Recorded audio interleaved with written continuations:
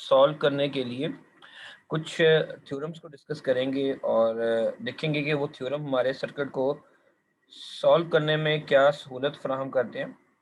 क्या हमारा सर्किट उन थ्योरम की मदद से आसानी के ज़रिए सॉल्व हो सकता है। तो सबसे पहले चैप्टर का नेम जैसे नज़र आ रहा है आपको, उसका नाम है नेटवर्क थ्योरम। पहले मैं नेटवर्क को डिफाइन करने की कोशिश करता हूँ और फिर उसके बाद हम थ्योरम के ऊपर जाएंगे कि बेसिकली थ्योरम क्या चीज़ होती है। अब जब हम नेटवर्क की बात करते हैं तो इससे पहले हम लोगों ने भी नेटवर्क का बात डिस्कस किया था, जिसमें हमारे पास वोल्टेज सोर्सेज थे, रेजिस्टेंस थी, चाहे वो सीरीज में लगी हैं या वो पैरेलल में लगी हैं।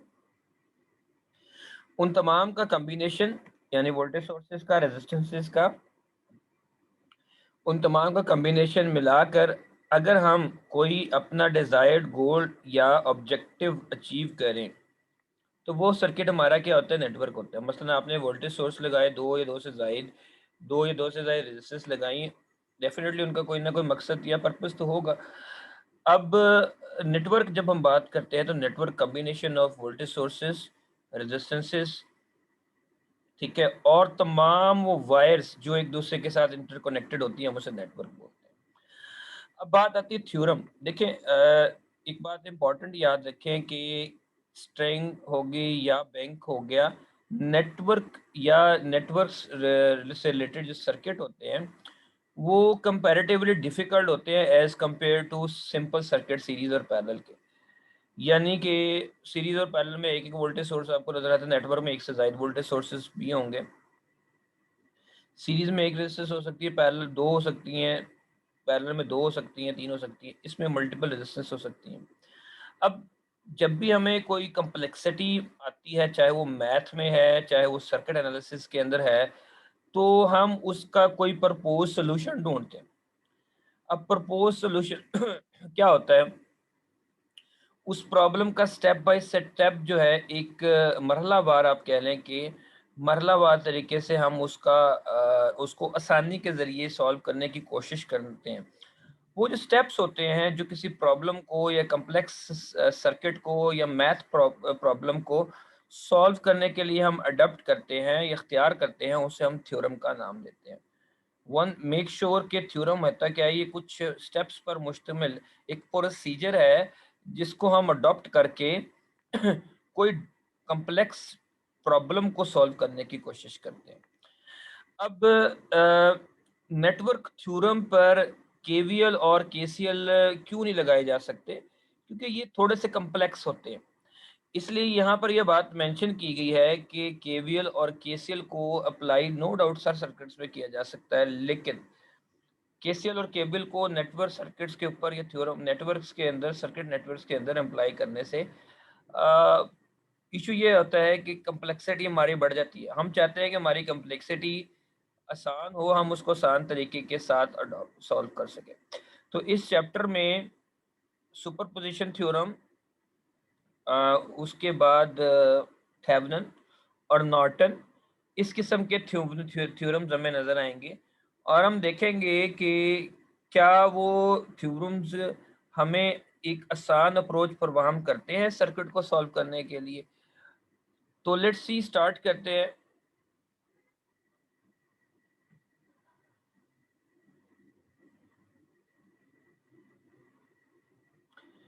चैप्टर नंबर 10 के अंदर हम लोग सुपरपोजिशन थ्योरम पढ़ेंगे, हम थेवेनिन थ्योरम को डिस्कस करेंगे, थेवेनिनाइजिंग टू वोल्टेज सोर्सेज के साथ जो आर्टिकल है इसको डिस्कस करेंगे, थेवेनिनाइजिंग अ ब्रिज सर्किट, नॉर्टन को हम डिस्कस करेंगे, नॉर्टन थ्योरम को डिस्कस करेंगे एंड थेवेनिन नॉर्टन कन्वर्जन पर हम जाएंगे। 6 आर्टिकल हमने इस चैप्टर के पढ़ने और 6 आर्टिकल्स के बाद हमारा थ्योरेटिकल सेशन स्टार्ट हो जाएगा, हम न्यूमेरिकल सेशन से थोड़ा सा बाहर आ जाएंगे। तो जो सबसे पहला आपको नज़र आ रहा है 10-1, दैट इज सुपरपोजिशन थ्योरम। तो लेट्स सी, इसको स्टार्ट करते हैं कि सुपरपोजिशन थ्योरम कहता क्या है और सुपरपोजिशन थ्योरम को हम कैसे इम्प्लीमेंट कर सकते हैं। एक बात सबसे इम्पॉर्टेंट जो याद रखने वाली है कि सुपरपोजिशन थ्योरम दो या दो से ज्यादा वोल्टेज सोर्सेज पर लगता है। वंस अगेन मैंने क्या कहा, पहला क्या कहा मैं, सुपरपोजिशन किन सर्किट्स पे लगेगा, जिनमें दो या दो से ज्यादा वोल्टेज सोर्सेज हों। अब अगर आप जानते हैं कि वोल्टेज सोर्स एक है तो उसका अपना इफेक्ट होता है, दो है तो उसके अपने इफेक्ट्स होते हैं। तो सुपरपोजिशन थ्योरम क्या कहता है, सुपरपोजिशन थ्योरम कहता है अगर आपके पास दो वोल्टेज सोर्सेज हैं, अगर आपके पास दो वोल्टेज सोर्सेज हैं, तो उन वोल्टेज सोर्सेज में से आपने एक वोल्टेज सोर्स को एट ए टाइम एक्टिव रखना है, दूसरे को किल कर देना है। स्टेप नंबर 2 में क्या करना है, स्टेप नंबर 2 में हमने दूसरे को एक्टिव रखना है और पहले को किल कर देना है। पहला हमने काम, सर्किट किन पे सुपरपोजिशन थ्योरम लगेगा, सुपरपोजिशन थ्योरम उन सर्किट्स के ऊपर लगता है जिसमें एक से ज्यादा वोल्टेज सोर्सेज हों। ठीक है, अब आप जानते हैं दो वोल्टेज सोर्सेज होंगे तो दो का इफेक्ट होगा, तीन होंगे तो तीन का इफेक्ट होगा। सुपर इम्पोज का मतलब क्या है कि वोल्टेज सोर्सेज जितने हैं उनके सारे इफेक्ट को सुपर इम्पोज यानी इकट्ठा मर्ज कर लो। सुपरपोजिशन थ्योरम को इम्प्लीमेंट कैसे करना है, अगर आपके पास दो वोल्टेज सोर्सेज है तो एट ए टाइम एक वोल्टेज सोर्स को आपने एक्टिव रखना है, उस एक्टिव वोल्टेज सोर्स को एक्टिव रख के उसके अगेंस्ट जो रेजिस्टेंस है उसके अगेंस्ट जो रेजिस्टेंस आती है वहां पर आपने वोल्टेज डिवाइडर रूल को इम्प्लीमेंट करना है। मतलब अभी आप इस चीज पे ना जाए, जब मैं इसको सॉल्व करवाऊंगा आप समझ जाएंगे। दो वोल्टेज सोर्सेज है, दोनों में से एक को एक्टिव रखें एट ए टाइम, दूसरे को किल कर दें दूसरे स्टेप में क्या करें, पहले को किल करें और दूसरे को आपने क्या करना है, एक्टिव कर देना है। तो दो आपके स्टेप्स हो जाएंगे, दोनों स्टेप में जो वोल्टेजेस आएंगी उन दोनों वोल्टेज को आपने at the end super impose कर लेना है, उनके दोनों के रिजल्ट को ऐड कर लेना है। तो वो जो हमारे पास वोल्टेज आएगी वो हमारे पास आउटपुट वोल्टेज होगी। ठीक है, अब यहाँ पर भी ये बात मेंशन की गई होगी, ये लिखा हुआ है यहाँ पर, ओके शो यू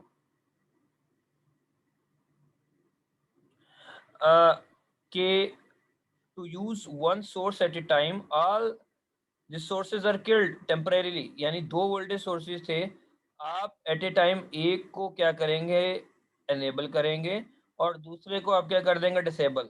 दूसरे टाइम स्टेप में क्या करेंगे, जो आपका डिसेबल होगा पहले स्टेप वाला उसको एनेबल करें और दूसरे को एक्टिव कर दें। एंड ये वोल्टेज सोर्सेज और करंट दोनों पे लग सकता है, लेकिन हमारे कोर्स में जो है वो वोल्टेज सोर्स के लिए है। ठीक है, सो एक मरतबा आप एक सोर्स को अनेबल करें, वोल्टेज का इफेक्ट निकाल लें।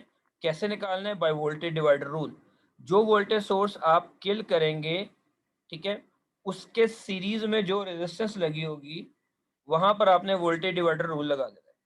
दूसरे स्टेप में क्या करना है, जो पहले स्टेप में किल हुआ होगा उसको आपने दोबारा इनेबल करना है और पहले वाला डिसेबल कर देना है, और उसके सीरीज में जो वोल्टेज लगी होगी, रेजिस्टेंस लगी होगी, वहां पर आपने वोल्टेज ड्रॉप को कंप्यूट कर लेना है। ठीक है, तो लेट्स सी सर्किट को देखते हैं, क्योंकि थ्योरी से वो बातें समझ नहीं आती जो हमें अक्सर मैथ्स सॉल्यूशन के साथ या सर्किट को सॉल्व करके आती है। Let's see A circuit over here.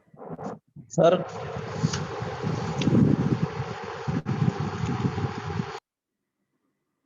सो यहाँ पर आप देखें कि आपको स्क्रीन के ऊपर एक सर्किट नजर आ रहा होगा, इसमें दो वोल्टेज सोर्सेज हैं, you can see over here, एक ये वोल्टेज सोर्स, एक आपके पास ये वोल्टेज सोर्स। तो सबसे पहली पहचान क्या है सर्किट की, कि आपके पास अगर दो वोल्टेज सोर्सेज है तो आप सुपरपोजिशन थ्योरम को इम्प्लीमेंट कर सकते हैं। अगर एक वोल्टेज सोर्स होता तो हम सुपरपोजिशन थ्योरम को इम्प्लीमेंट नहीं कर सकते थे। अब स्टेप बाय स्टेप हम क्या करेंगे, एक सोर्स को रखेंगे और एक को किल करेंगे, अगले स्टेप में दूसरे को रखेंगे पहले को किल करेंगे। ठीक है, तो देखिएगा ये जो वोल्टेज सोर्स V1 है इसकी वोल्टेज है 24 वोल्ट्स, ये जो V2 है इसकी वोल्टेज जो है वो -4 वोल्ट है। इस पॉइंट पे इसके क्रॉस जो वोल्टेज ड्रॉप होगा, जो इसके क्रॉस होगा, इसका इफेक्ट यहाँ आएगा दोनों का। इस पॉइंट P पे यानी VP कह ले एक पॉइंट है, इस पे आपने सुपर इम्पोज वोल्टेज को कंप्यूट करना है। ये यहाँ पर ग्राउंडेड, ये भी ग्राउंडेड का आपको निशान दिया गया। ठीक है, तो लेट्स स्टार्ट करते हैं। पहला स्टेप देखिए, डायग्राम आपको नजर आ रही है। पहले स्टेप के अंदर क्या किया उन्होंने, V2 को टेम्परेरी तौर पर किल कर दिया। V2 is temporary killed. अब जब इसको किल किया, ग्राउंडेड किया, तो आपके सामने ये वाली डायग्राम नजर आ गई। अब मैंने कहा था जो वोल्टेज सोर्स आप किल करेंगे, उस वोल्टेज सोर्स के सीरीज में जो रेजिस्टेंस है, जो सीरीज में रेजिस्टेंस है लाइक दिस वन, इसके क्रॉस वोल्टेज डिवाइडर रूल लगाए। अब ये बन गया VR1। इसके क्रॉस जब वोल्टेज डिवाइडर रूल लगाएंगे तो क्या होगा, ये रेजिस्टेंस और इन दोनों का सम। अब इस रेजिस्टेंस को टोटल जो वोल्टेज सोर्स नजर आ रहा है वो ये आ रहा है V1, दैट इज 24 वोल्ट। ठीक है, सो यहाँ पर आपने वोल्टेज डिवाइडर रूल लगाकर एक वोल्टेज का इफेक्ट निकाल लेना है, यानी इस वोल्टेज का इस पे जो इफेक्ट आया था वो हमने कंप्यूट कर लिया। सेकेंड स्टेप में अब आपने क्या करना है, अब आपने सेकेंड स्टेप में देखिए, पहले में आपने क्या किया था जी, इसको डिसेबल किया था। अब आपने इसको अनेबल कर लेना है और इसको आपने क्या कर लेना है, डिसेबल कर लेना है। तो जब आप इसको डिसेबल कर लेंगे, जब ये वाला डिसेबल हो जाएगा, ये वाला, ठीक है, तो आप इसको ग्राउंडेड कर देंगे। अब इसके क्रॉस जो आपको रेजिस्टेंस नजर आ रही है, इसके क्रॉस जो रेजिस्टेंस नजर आ रही है दैट इज VR2, इसके क्रॉस आपने क्या करना है, वोल्टेज ड्रॉप कंप्यूट करना है by using mathematical formula voltage divider rule. जब इसके क्रॉस निकालेंगे तो क्या आएगा, ये टॉप पे आ जाएगा न्यूमिनेटर में, सम क्या आएगा, इन दोनों रेजिस्टेंस का सम आएगा। और अब इस रेजिस्टेंस को वोल्टेज सोर्स टोटल जो नजर आ रहा होगा ये -9 वोल्ट।